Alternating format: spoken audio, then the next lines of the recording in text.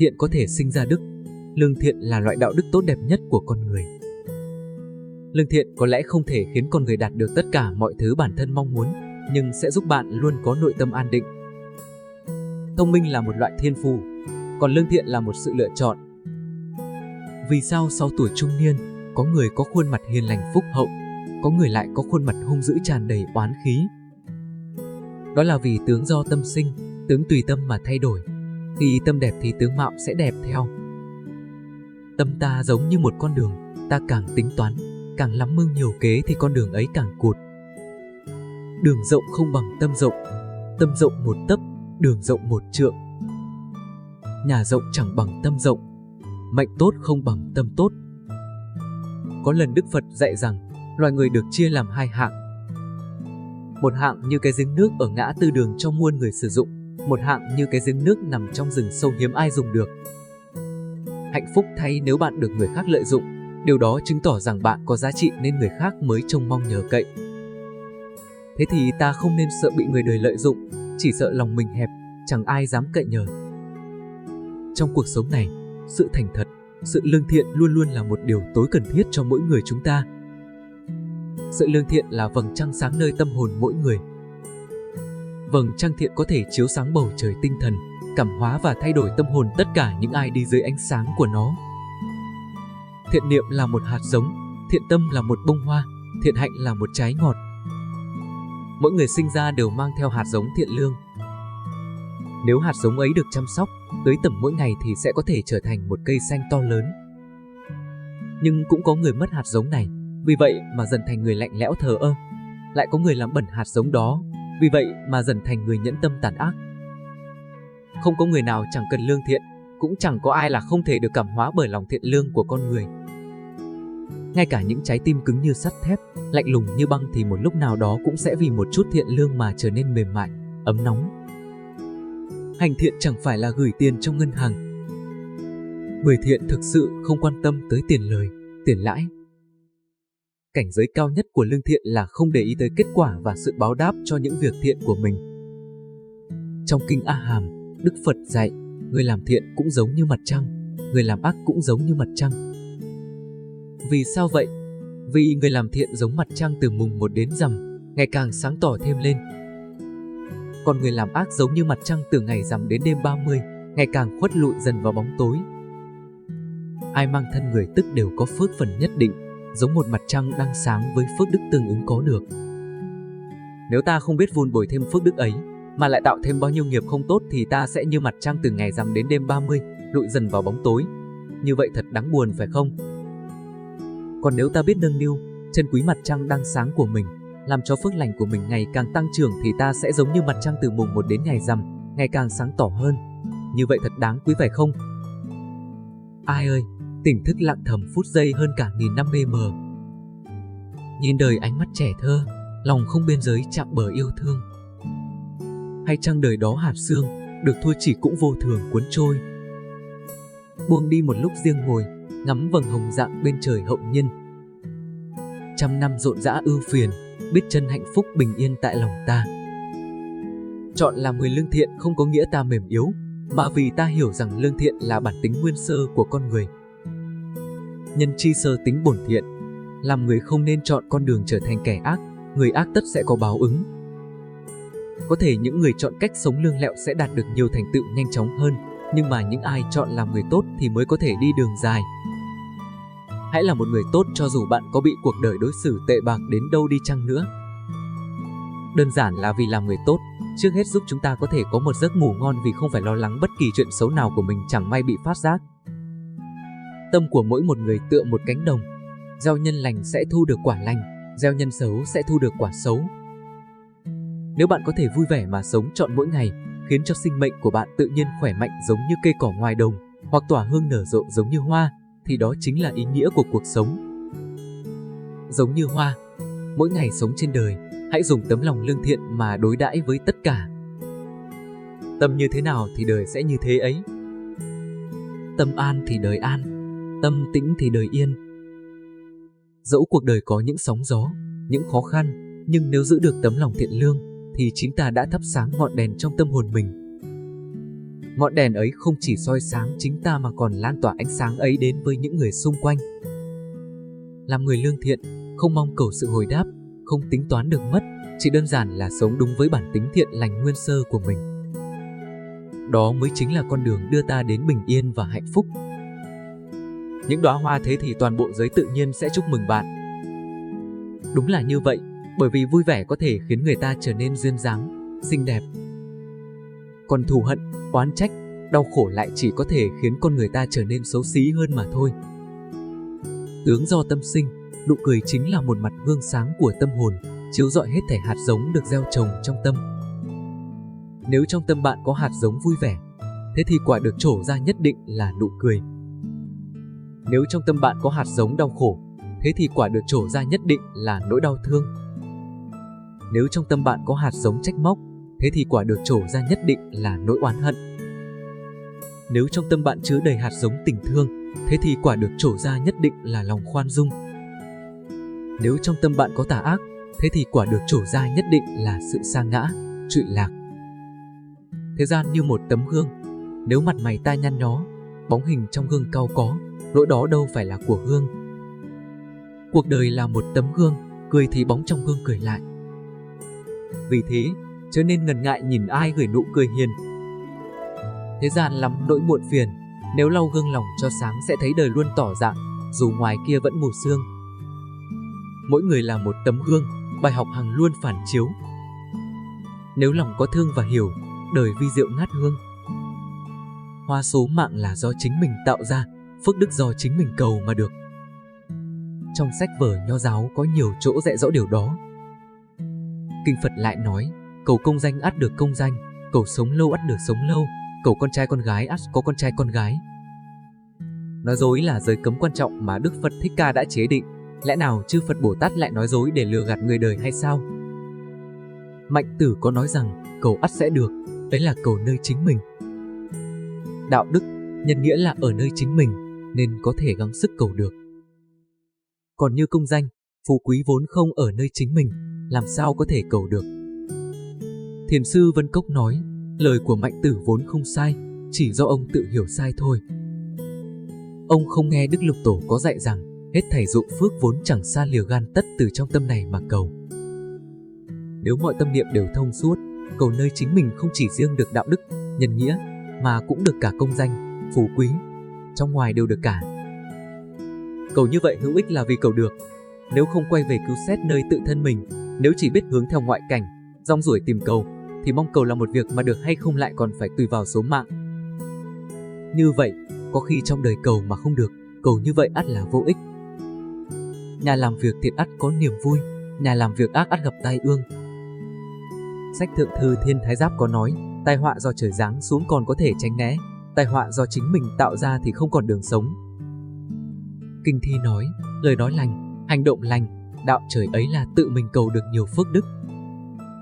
Kinh Dịch nói rằng, bậc quân tử hướng về điều lành, tránh đi điều dữ. Nếu nói mệnh trời là không thể thay đổi, vậy điều lành làm sao có thể hướng về, điều dữ làm sao có thể tránh đi. Lại cũng trong Kinh Dịch, phần mở đầu của Quẻ Khôn đã nói, nhà làm việc thiện ắt có niềm vui, làm việc ác ắt gặp tai ương. Cho đến việc cầu đảo mệnh trời, điểm cốt yếu vẫn là phải từ nơi tâm niệm. Rộng ràng, không động niệm, như thế mà tạo ra sự cảm ứng thay đổi. Mạnh Tử, khi bàn về cái học lập mệnh, có nói, chết yểu với sống lâu vốn chẳng phải hai điều khác nhau.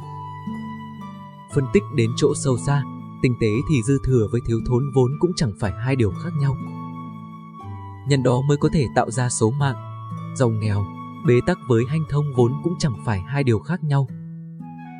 Nhân đó mới có thể tạo ra số mạng, sang hèn, chết yểu với sống lâu vốn cũng chẳng phải hai điều khác nhau.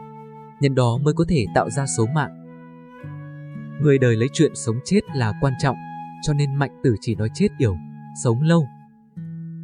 Nhưng kỳ thật, hết thảy những chuyện vừa lòng hay nghịch ý đều là nhân quả từ nơi tâm mà sinh ra. Những điều vừa lòng hay nghịch ý ấy đều do nhân quả từ tâm mà sinh ra, từ hành động mà hình thành. Vì thế, nếu chúng ta luôn giữ tâm mình ngay thẳng, thiện lành, biết tránh xa những điều xấu ác, thì phước báo sẽ ngày càng tăng trưởng. Ngược lại, Nếu để tâm rơi vào tham, sân, si thì không chỉ tạo ra những kết quả bất như ý mà còn khiến con đường đời ngày càng lụi bại. Kinh Phật dạy rằng trong tâm mỗi người đều có những hạt giống tốt và xấu. Việc chăm sóc, nuôi dưỡng những hạt giống tốt như lòng từ bi, sự bao dung, tình yêu thương sẽ khiến cuộc sống trở nên nhẹ nhàng, an lạc. Trái lại, nếu nuôi dưỡng những hạt giống xấu như sân hận, đố kỵ, tham lam thì cuộc đời sẽ đầy rẫy những khổ đau và bất hạnh. Cuộc sống là tấm gương phản chiếu. Nếu tâm ta tràn đầy thiện lương thì thế gian cũng sẽ phản hồi lại bằng những điều tốt đẹp. Nếu tâm ta chứa đầy oán hận thì những gì ta nhận được cũng sẽ là những nỗi đau thương. Vì vậy, mỗi ngày sống, hãy tự hỏi bản thân, hôm nay ta đã gieo được hạt giống gì cho tâm hồn mình. Đừng ngần ngại trao đi những nụ cười, vì nụ cười là ngôn ngữ của yêu thương, là chiếc cầu nối giữa con người với con người. Dẫu biết rằng đôi khi làm việc thiện cũng gặp khó khăn, có khi phải đối diện với sự hiểu lầm hoặc thậm chí là lợi dụng, nhưng đừng vì thế mà từ bỏ con đường thiện lành. Bởi lẽ, khi ta gieo hạt giống tốt, dù ngay lập tức không thấy kết quả, nhưng về lâu dài, những quả ngọt nhất định sẽ đến. Làm người lương thiện không có nghĩa là mềm yếu, mà là chọn cách sống cao thượng, đi ngược lại dòng đời hỗn loạn. Người chọn làm điều thiện chính là người hiểu rằng giá trị của cuộc sống không nằm ở những thứ hữu hình, mà ở sự an lạc và bình yên trong tâm hồn. Tâm an thì đời sẽ an. Khi tâm như mặt nước tĩnh lặng, thì sóng gió cuộc đời cũng chỉ là cơn gió thoảng qua. Hãy nhớ rằng, mọi điều xảy ra trong cuộc sống đều là kết quả của nhân duyên. Nếu đã gieo nhân thiện, thì đừng lo lắng về quả xấu. Nếu đã làm người tốt, thì chẳng cần quan tâm đến những sự so đo thiệt hơn. Hãy sống hết mình, sống thiện lành, vì đó chính là món quà quý giá nhất mà bạn có thể trao tặng cho bản thân và cho cuộc đời. Trong cuộc đời, cũng đều cùng một nguyên lý như vậy. Cho đến câu, hãy tu sửa tự thân để chờ đón mọi việc, đó là nói việc làm thiện tích đức có thể chuyển đổi mệnh trời. Nói tu sửa tự thân là tự thân mình có điều gì lỗi lầm, xấu ác đều phải đối trị, dứt trừ đi. Nói chờ đón là sẵn sàng đợi việc xảy ra. Nhưng nếu trong lòng có chút mong cầu điều tốt đẹp hay nôn nóng chờ đợi, đều phải dứt sạch đi.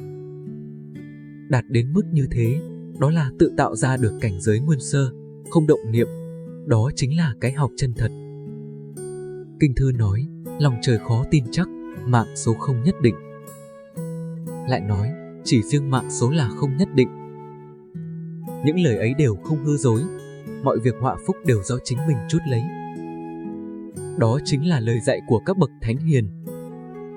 Nếu cho rằng họa phúc đều do trời định sẵn, đó chỉ là lời mê muội của người thế tục, không biết tu tập mà thôi.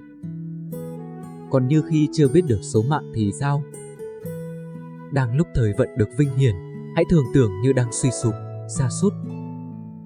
Đang lúc thời vận thuận lợi, hãy thường tưởng như đang gặp điều trái nghịch, trở ngại. Đang lúc được ấm no đầy đủ, hãy thường tưởng như đang ngặt túng, đói thiếu. Đang lúc được người người yêu kính, hãy thường tưởng như đang phải sợ sệt, lo lắng.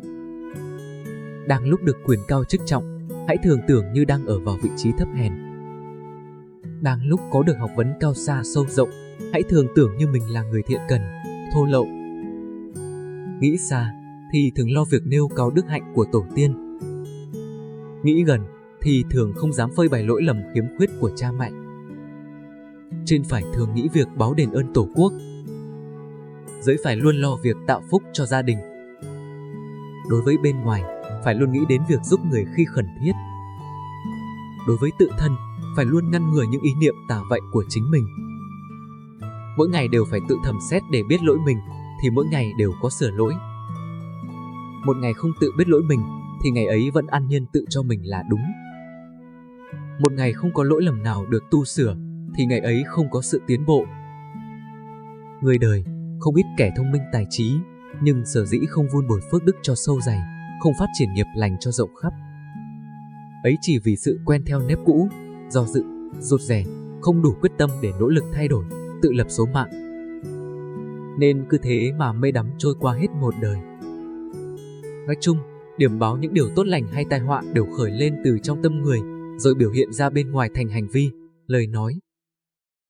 Những người hết sức nhân hậu, phóng khoáng, tử tế với người khác, thường được phước lành. Những kẻ hết sức khắt khe, hẹp hòi, bạc đãi người khác, thường cận kề tai họa. Người phàm mắt thịt bị nhiều che chướng, không nhìn thấy được, do đó cho rằng vận số chưa xác định, nên không thể suy lường biết được. Lòng người hết sức chân thành thì phù hợp với đạo trời. Khi phước lành sắp đến, quan sát việc làm thiện của người thì có thể biết trước được. Khi tai họa sắp xảy ra, quan sát việc làm xấu ác của người, ắt cũng có thể biết trước. Nay muốn được phước lành, tránh xa tai họa, hãy khoan nói đến việc làm thiện, mà trước tiên phải lo tu sửa lỗi lầm. Bàn về việc tu sửa lỗi lầm, điều cốt yếu trước tiên là phải khởi tâm biết xấu hổ. Hãy nghĩ đến các bậc hiền thánh từ xưa, sao cũng là thân người như ta, nhưng lại có thể làm bậc thầy của muôn thuở. Còn ta, vì sao suốt một đời kém cõi, vô dụng? Hãy tự hỏi bản thân mỗi ngày và từ đó bắt đầu thay đổi, tu sửa từng chút một. Chỉ có như vậy, chúng ta mới có thể sống một đời đáng giá, đáng quý và đầy ý nghĩa. Thưa quý vị, cuộc đời là một hành trình không ngừng học hỏi và tự hoàn thiện. Như những gì đã chia sẻ, việc làm thiện, tu sửa tự thân không chỉ là cách để tích lũy phước đức, mà còn là con đường để tâm an, đời sáng. Chúng ta không thể thay đổi những gì đã xảy ra trong quá khứ, nhưng hiện tại là cơ hội quý giá để gieo nhân lành, tránh điều ác và xây dựng tương lai. Hãy nhớ rằng, vận mệnh không phải là điều bất di bất dịch, nó nằm trong tay chúng ta, trong từng ý niệm, từng hành động thiện lành mỗi ngày. Như lời dạy của Đức Phật, người làm thiện giống như mặt trăng từ mùng 1 đến rằm, ngày càng sáng tỏ. Người làm ác giống như mặt trăng từ rằm đến 30, ngày càng lụi tàn. Vậy nên, hãy chọn gieo những hạt giống của lòng thiện lương, của sự yêu thương và sẻ chia. Dẫu đời có muôn vàn thử thách, hãy luôn giữ tâm mình sáng, lòng mình rộng mở, bởi tướng do tâm sinh, phước từ tâm mà đến. Hãy sống một đời thiện lành, không vì mong cầu báo đáp, mà vì chính nội tâm bình an của mình. Đó chính là món quà quý giá nhất mà chúng ta có thể dành cho bản thân và cho thế giới xung quanh. Chúc quý vị mỗi ngày đều là một ngày mới tràn đầy ý nghĩa và thiện lành. Hẹn gặp lại quý vị trong những video tiếp theo. Xin cảm ơn và kính chào.